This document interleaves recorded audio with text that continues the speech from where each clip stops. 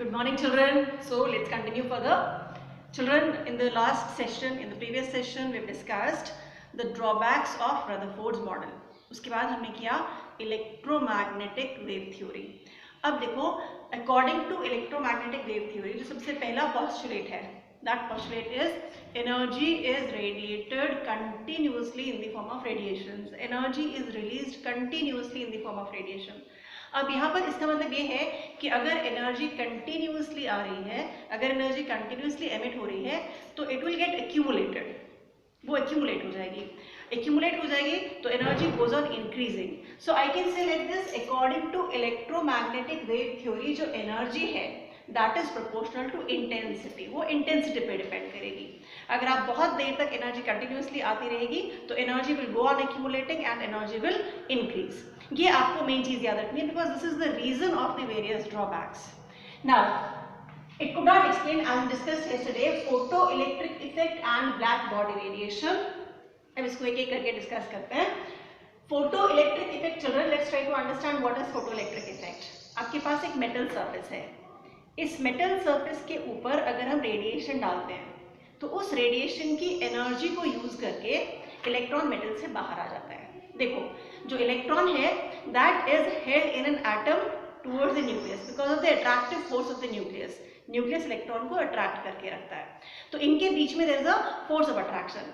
अगर हम एनर्जी देते हैं तो we are able to overcome this force of attraction. ये अट्रैक्शन हम तोड़ देते हैं और इलेक्ट्रॉन बाहर आ जाता है. और ये एनर्जी कहाँ से आ रही है? एनर्जी आ रही है रेडिएशन से. तो रेडिएशन से जब एनर्जी आती है, एक मेटल सरफेस के ऊपर गिरती है, वहां से इलेक्ट्रॉन इजेक्ट होता है. ये फोटोइलेक्ट्रिक इफेक्ट है. अब इसकी जो ऑब्जर्वेशंस है, first of all the definition, the ejection of electrons from the surface of a metal when, ये कब होता है? इसके लिए we need a radiation of a certain minimum frequency. हर एक मेटल के लिए एक अलग फ्रीक्वेंसी है.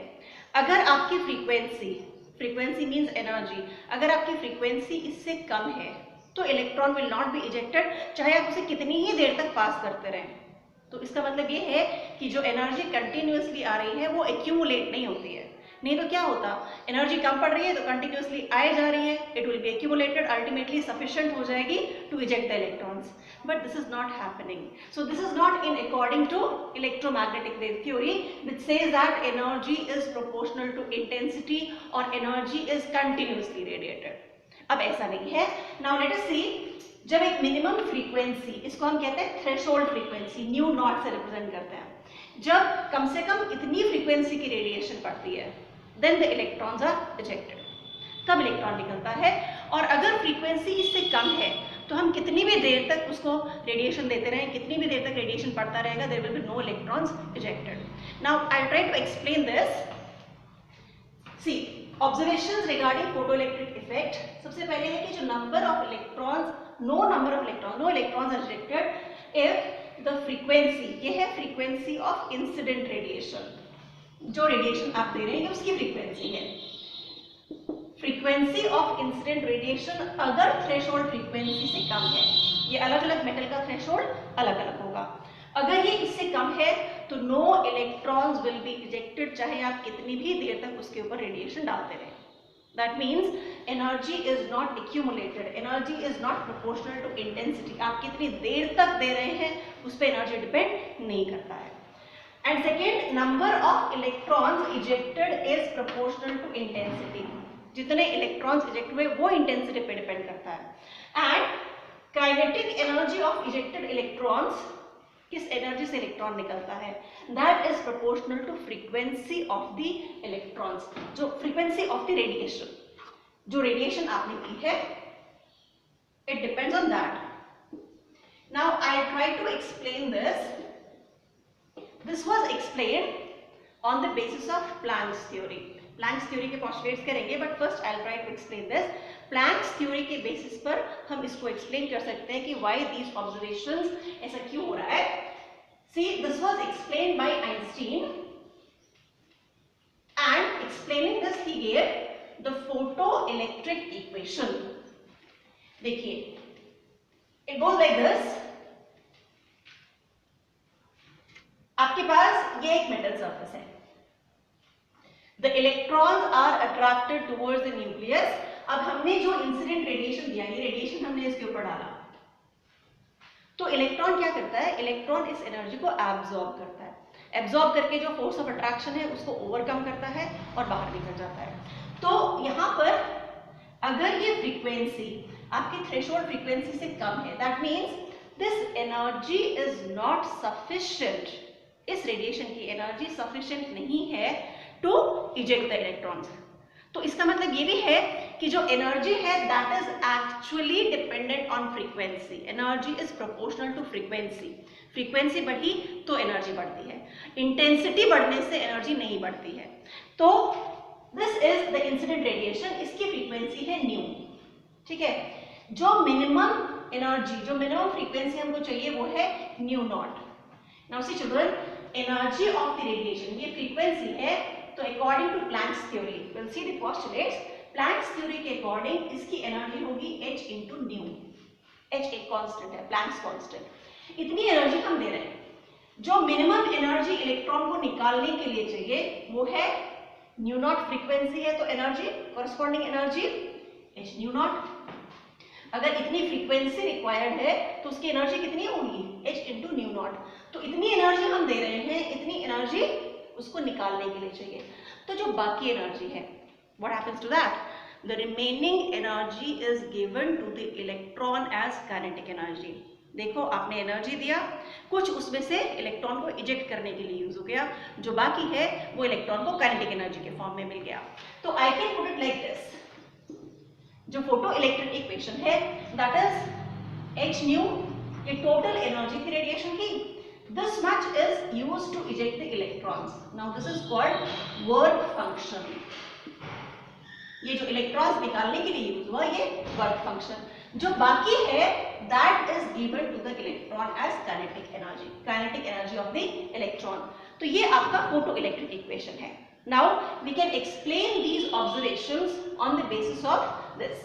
See, अगर आपने ये इंक्रीज करी, ये तो कांस्टेंट रहेगी, तो जो बची हुई एनर्जी है, जो एक्स्ट्रा एनर्जी है, जो इलेक्ट्रॉन को काइनेटिक एनर्जी के फॉर्म में मिलेगी वो बढ़ जाएगी।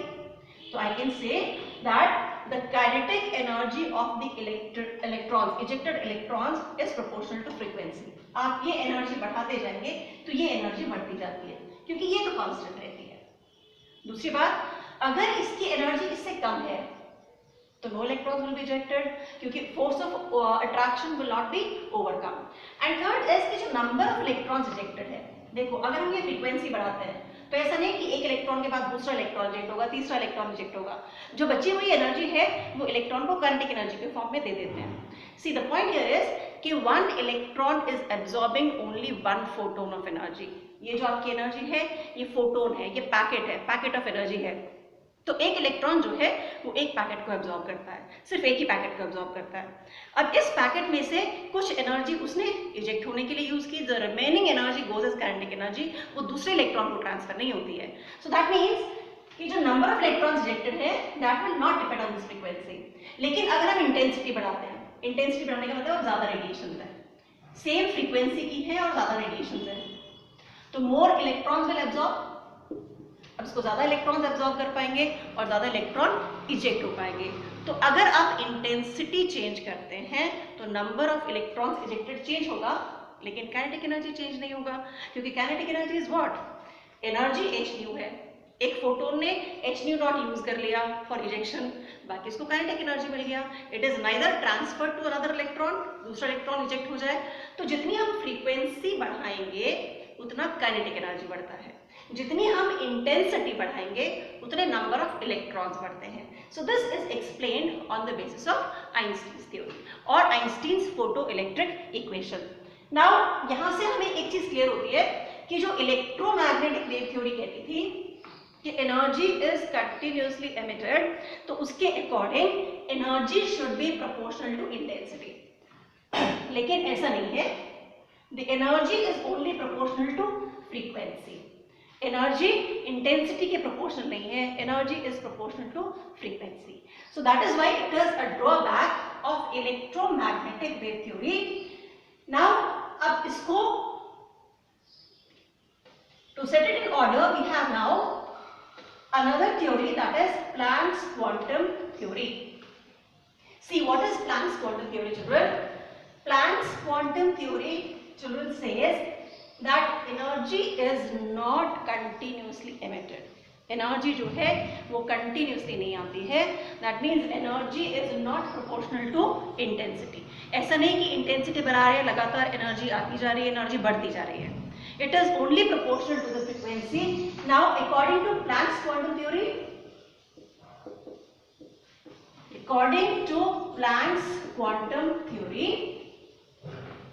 the first thing is that energy is not emitted continuously. ऐसा नहीं कि लगातार आती जा रही है, सारी वेवलेंथ्स आती जा रही है, but energy is emitted in the form of packets. Energy लगातार नहीं आ रही है, एनर्जी पैकेट्स के फॉर्म में आ रही है. एक पैकेट आया, दूसरा पैकेट आया, तीसरा पैकेट आया, and this packet of energy is called a quantum. तो देखो, अगर आपके एक क्वांटम की एनर्जी 10 जूल है तो 10 जूल आएगी. दूसरा फोटोन आया तो और 10 जूल. तो या तो हम 10 जूल एब्जॉर्ब करेंगे, एमिट करेंगे, या 20 जूल करेंगे. एक और पैकेट आया तो 30 जूल करेंगे, एक और आया तो 40 जूल करेंगे. 31 जूल या 37.5 जूल या 36 जूल, इतनी एनर्जी आप एमिट नहीं कर सकते.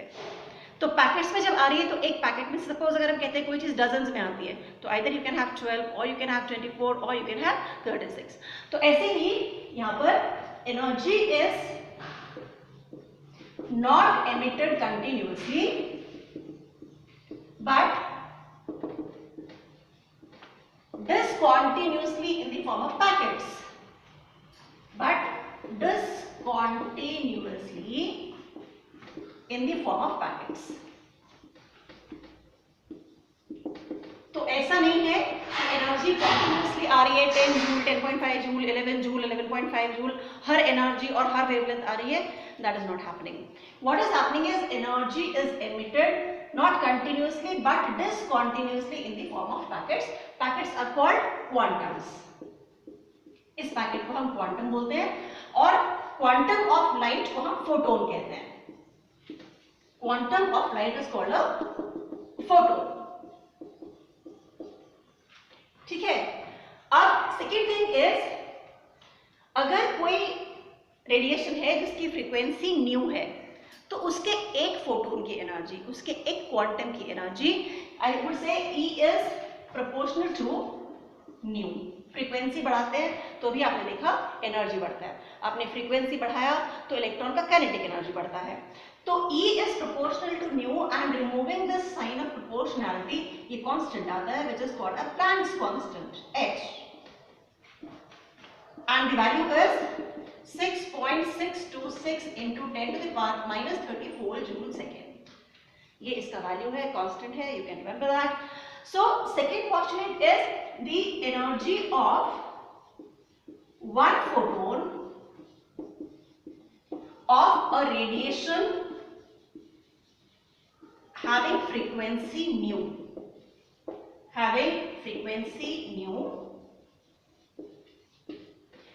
एक रेडिएशन है, अगर इसका फ्रीक्वेंसी न्यू है तो उसके एक फोटोन या एक क्वांटम का एनर्जी h इंटू न्यू होता है. तो अब क्योंकि एनर्जी पैकेट्स में आ रही है तो या तो एक पैकेट या तो दो पैकेट या तीन पैकेट, तो इसका मतलब जो भी एनर्जी रिलीज हो रही है that energy is released as whole number multiple of h into nu. या तो एक पैकेट रिलीज हुआ या दो पैकेट हुआ या 3 पैकेट हुआ. अगर n पैकेट्स हुए तो n into h into new. तो दैट मीन्स कि जो एनर्जी आ रही है वो कंटिन्यूअस नहीं है. नॉट दैट के 200 जूल, 201 जूल, 202 जूल सारी एनर्जी आ रही है. ओनली सर्टेन फिक्स्ड वैल्यूज हैं, कुछ परमिटेड वैल्यूज हैं डिपेंडिंग ऑन दिस. सिर्फ इसकी जो मल्टीपल्स हैं, अगर ये 10 जूल का फोटोन है तो 10 जूल आएगा, फिर एक और आएगा तो 20 जूल, एक और आएगा तो 30 जूल. तो सिर्फ इतनी एनर्जी एमिट हो सकती है. 10 joule, 20 joule, 30 joule, 40 joule, 41 joule, 47 joule, 36 joule, ये एनर्जी एमिट नहीं हो सकती है. So that means the total energy that is emitted or absorbed, both ways children. Emitted is a whole number multiple of h nu. That is total energy is equal to n into h into nu, where n is the number of photons अगर n number of photons हैं तो उनकी energy n into h into nu होगी। तो this is Planck's quantum theory. अगर आप इसको compare करें इलेक्ट्रोमैग्नेटिक वेव थ्योरी से, इलेक्ट्रोमैग्नेटिक वेव थ्योरी से एनर्जी इज कंटिन्यूसली एमिटेड, कितनी भी एनर्जी एब्जॉर्ब हो सकती है, कितनी भी एनर्जी रेडिएट हो सकती है, कंटिन्यूसली आ रही है, all wavelengths are possible, all frequencies are possible. But Planck's quantum theory says कि energy is not emitted continuously but discontinuously in the form of packets. Energy जो आती है वो पैकेट्स में आती है, it comes in the form of packets and each packet is called a quantum. तो जो भी एनर्जी एमिट हुई आइदर 1 क्वांटम और 2 क्वांटम, ऐसा नहीं हो सकता कि 1.7 क्वांटम, 2.53 क्वांटम, 3.7 क्वांटम, इस तरह से नहीं हो सकता है। Whole number multiples of this energy, जितनी भी एनर्जी एमिट होगी या एब्जॉर्ब होगी, that will be a whole number multiple of h into nu, क्योंकि h into nu is the energy of one photon of that light. Now in the light of this, इसके context में अगर आप देखते हो photoelectric effect, तो I would say like this, अब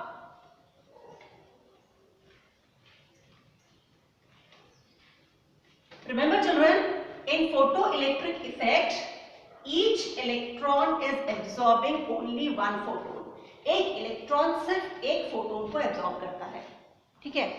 तो अगर आपके पास लेट अस से ये मेटल सरफेस है, नाउ दिस इज रेडिएशन, इसमें ये फोटोन है, लेट अस से this is a photon of energy, इसकी एनर्जी होगी h into new, this is absorbed bye an electron. एक इलेक्ट्रॉन एक फोटोन को एब्जॉर्ब कर रहा है। अब अगर इस इलेक्ट्रॉन को निकालने के लिए जो मिनिमम फ्रीक्वेंसी चाहिए वो है nu naught, this is threshold frequency, the minimum frequency required for ejection of electron. तो now you can see children, अगर इसकी एनर्जी इससे कम है, इसकी एनर्जी कितनी होगी, अगर फ्रीक्वेंसी न्यू नॉट है तो energy, threshold energy h new not, energy is h into frequency. तो इजेक्शन के लिए ये मिनिमम फ्रीक्वेंसी, ये मिनिमम एनर्जी है। अगर ये एनर्जी इससे कम हुआ तो electron will not B ejected, क्योंकि एक इलेक्ट्रॉन ने एक ही फोटोन एब्जॉर्ब किया, ये नहीं कि कंटिन्यूअसली फोटोन्स आते जा रहे हैं और इलेक्ट्रॉन उसको एब्जॉर्ब करते जा रहा है। तो when an electron is absorbing this, अगर ये एनर्जी उसकी थ्रेशोल्ड से कम है तो कोई इजेक्शन नहीं होगा। अब अगर ये इससे ज्यादा है, when this is greater than this, तो इसने एब्जॉर्ब किया, इस एनर्जी में से इतना एनर्जी इजेक्शन के लिए यूज हो गया, यहां से निकालने के लिए यूज हो गया, तो जो बाकी एनर्जी है that is given as kinetic energy. So I would say ये एनर्जी आ रही थी, रेडिएशन की एनर्जी है, this is energy of incident radiation, जो आपने इसको दी है, इतनी एनर्जी है, this much is used to eject the electrons, this is called work function, और जो बच गया the remaining is given as kinetic energy of the electron. इसके बेसिस पे आपको कुछ न्यूमेरिकल्स पूछ सकते हैं। So learn this equation, kinetic energy यहां से आप निकालते हैं तो kinetic energy will B equal to h nu minus h nu naught, h common, so nu minus nu naught, that is kinetic energy of the electron। अगर velocity पूछते हैं तो kinetic energy can be put equal to half mv square and m of electron, mass of electron is constant, आपको मालूम है 9.1 into 10 to the power minus 31 kg, right? ये value put करके हम velocity भी निकाल सकते हैं। So now on the basis of Planck's quantum theory we are able to explain the photoelectric effect। अब photoelectric effect electromagnetic wave कह रहा था, electromagnetic theory कह रहा था light is a wave, उसके बेसिस पे energy should have been proportional to intensity, जो कि नहीं है। photoelectric effect में हमने देखा energy is not proportional to intensity। अगर हम intensity बढ़ाएंगे तो number of photons बढ़ते हैं, number of radiations बढ़ रही है, तो अब 2 photons, 3 photons, 4 photons, तो on increasing intensity the number of photons increases, photons बढ़ गए तो जितने इलेक्ट्रॉन इसको एब्जॉर्ब कर रहे हैं वो बढ़ जाएगा and more number of electrons will be ejected। इसलिए इंटेंसिटी बढ़ने से नंबर ऑफ इलेक्ट्रॉन्स बढ़ते हैं, उनकी एनर्जी नहीं बढ़ेगी, because energy does not depend on intensity as proposed by electromagnetic wave theory, energy depends only on the frequency of the radiation। So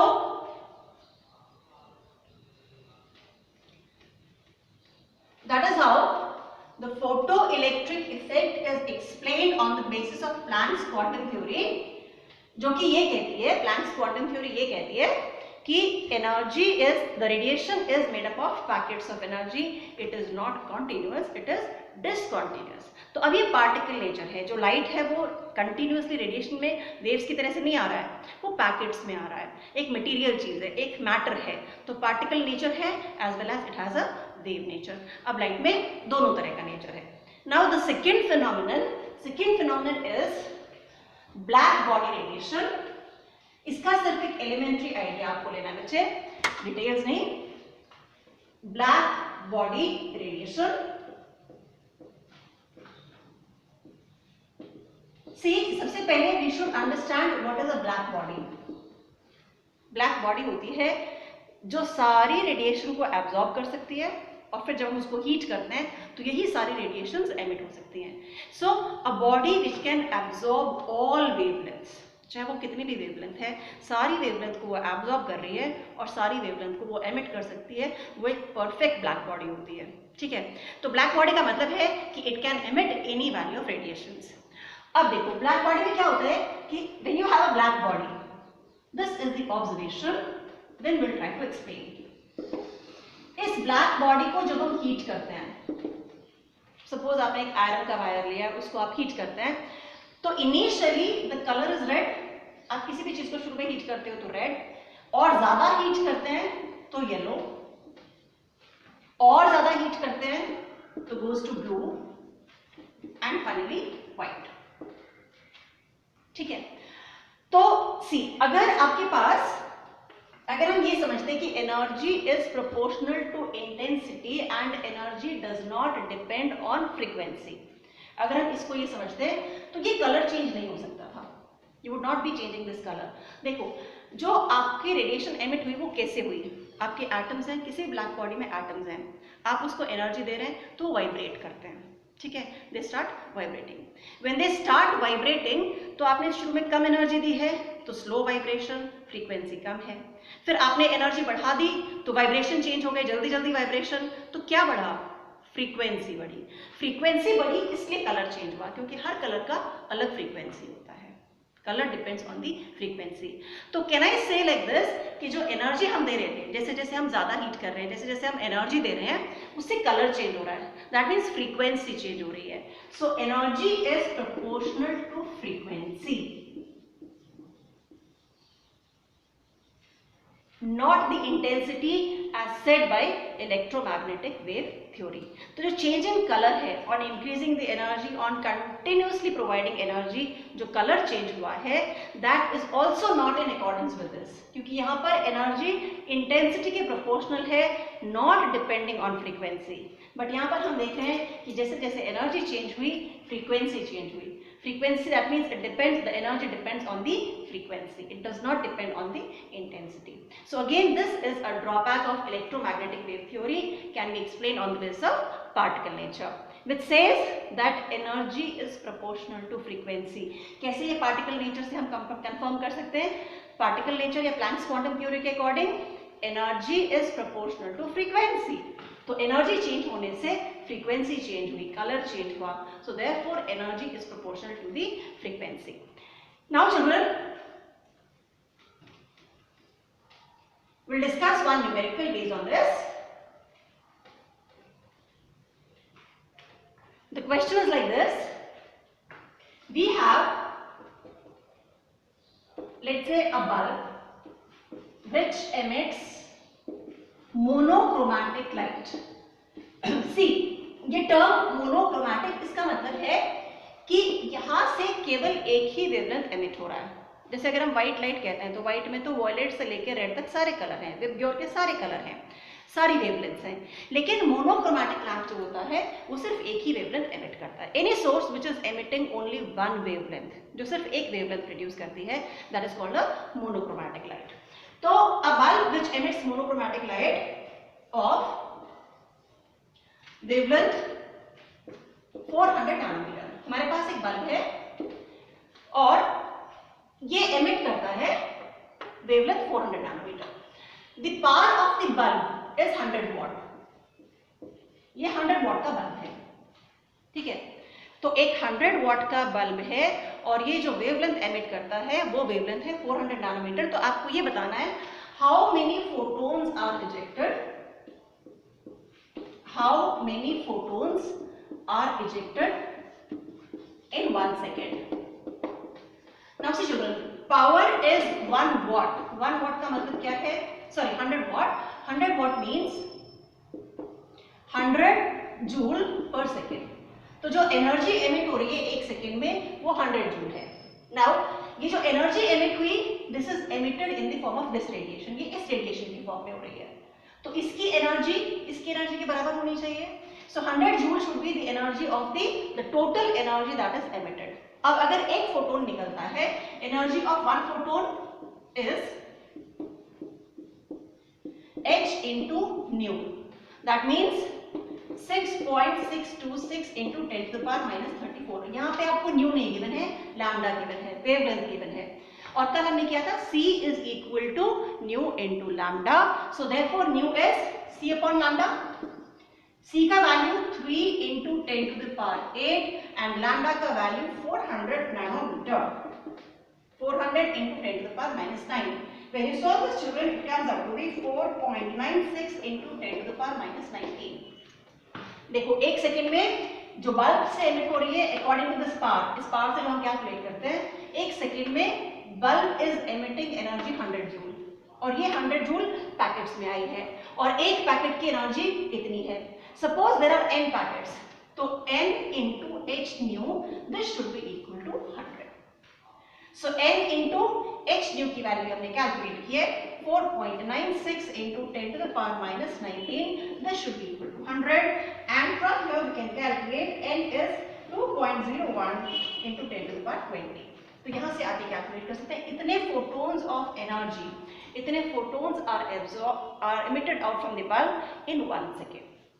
Children, please practice questions based on photoelectric effect। इस पे questions आते हैं, important question है and stay home, stay safe।